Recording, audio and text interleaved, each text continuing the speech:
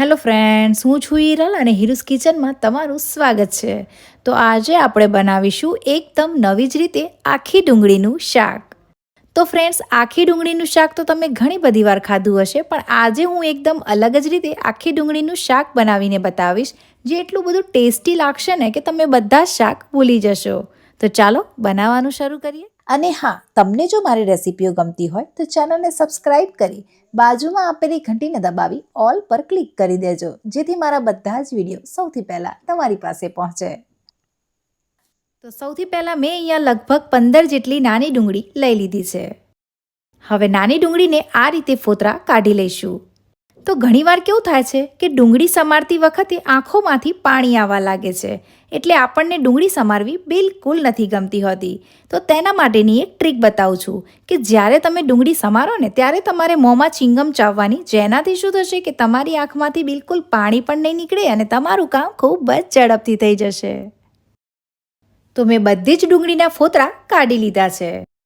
હવે આ ડુંગળીને એક ચપ્પાની મદદથી વચ્ચે આ રીતે 4 કટ લગાવી લઈશું. આનાથી શું થશે કે જ્યારે આપણે ડુંગળીને ફ્રાય કરીશું ને ત્યારે ડુંગળી અંદર સુધી ખૂબ જ સરસ રીતે ફ્રાય થઈ જશે અને આ શાક ખાવામાં ખૂબ જ સરસ લાગશે. તો મેં બધી જ ડુંગળીને વચ્ચેથી 4 કટ કરી લીધી છે. હવે લઈશું એક મિક્સર જાર અને મિક્સર જારમાં લઈશું થોડા કાચા સિંગદાણા. સાથે જ લઈશું 2 ચમચી જેટલા સફેદ તલ. સાથે જ લઈશું એક નાની વાટકી જેટલા ગાંઠિયા. તો તમે ગાંઠિયાની જગ્યાએ પાપડી પણ લઈ શકો છો. હવે લઈશું 1 થી 1.5 ચમચી કાશ્મીરી લાલ મરચું, જેનાથી તીખું નહીં થાય પણ કલર ખૂબ જ સરસ આવશે. સાથે લઈશું અડધી ચમચી જેટલો આમચૂર્ણ પાવડર. સાથે લઈશું અડધી ચમચી જેટલો ગરમ મસાલો. સાથે એડ કરીશું સ્વાદ અનુસાર મીઠું. હવે મિક્સર જારનું ઢાંકણ બંધ કરી આ બધી જ વસ્તુને સારી રીતે ક્રશ કરી લઈશું. તો આ જુઓ, મસાલા પેસ્ટ બનીને તૈયાર છે. હવે આને એક બાઉલમાં કાઢી લઈશું. તો આ મસાલા પેસ્ટ જ્યારે આપણે શાકમાં એડ કરીશું ને ત્યારે આ શાકનો જે ટેસ્ટ છે ને એટલો સરસ આવશે ને કે તમે આંગળા ચાટતા રહી જશો. હવે એ જ મિક્સર જારમાં લઈશું 2 થી 3 જેટલી ડુંગળી. તો ડુંગળીને આ રીતે કટ કરી લઈશું. સાથે જ લઈશું 7 થી 8 લસણની કળીઓ. સાથે જ લઈશું એક નાનો આદુનો ટુકડો, જેના મેં 2 ભાગ કરી લીધા છે. સાથે જ એડ કરીશું 1 થી 2 જેટલા લીલા મરચાં. તો મરચાંને આ રીતે નાના ટુકડા કટ કરીને એડ કરીશું. હવે આની અંદર થોડું પાણી એડ કરી લઈશું. હવે મિક્સર જારનું ઢાંકણ બંધ કરી એક પેસ્ટ જેવું બનાવી લઈશું. તો આ જુઓ, પેસ્ટ બનીને તૈયાર છે. તો આ રીતે ડુંગળી કે લસણ આખું રહી જાય ને તો પણ કંઈ જ વાંધો નથી. હવે બસ ફરીથી એ જ મિક્સર જારમાં 1 જેટલું ટામેટું લઈ લઈશું. હવે ટામેટાને મીડિયમ સાઇઝમાં કટ કરી લઈશું અને થોડું પાણી એડ કરી એક પેસ્ટ જેવું બનાવી લઈશું. તો ટામેટાની પેસ્ટ બનીને તૈયાર છે. હવે આને પણ એક બાઉલમાં કાઢી લઈશું. હવે લઈશું એક પેન અને પેનમાં લઈશું 3 થી 4 ચમચા જેટલું તેલ. તો તમે વિચારતા હશો કે આટલું બધું તેલ કેમ?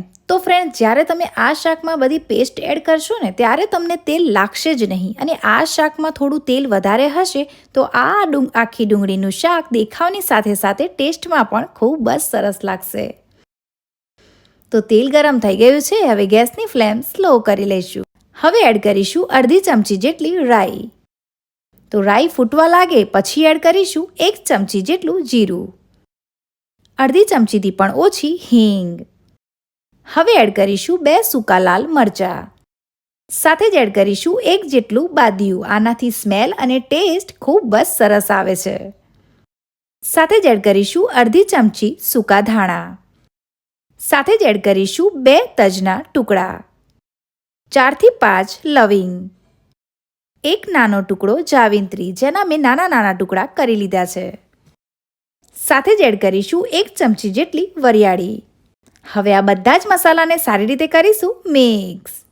હવે તરત જ આખી ડુંગળી એડ કરી ફ્રાય કરી લઈશું. તો ડુંગળીનો કલર થોડો ગોલ્ડન બ્રાઉન થાય ત્યાં સુધી ડુંગળીને ફ્રાય કરી લઈશું. તો ડુંગળીને વધારે પડતી ફ્રાય નથી કરવાની, તેનું તમારે ધ્યાન રાખવાનું છે. તો જ્યારે આ આખી ડુંગળી બધા જ મસાલા સાથે ફ્રાય થશે ને તો આ આખી ડુંગળીના શાકનો જે ટેસ્ટ છે ને તે ડબલ થઈ જશે.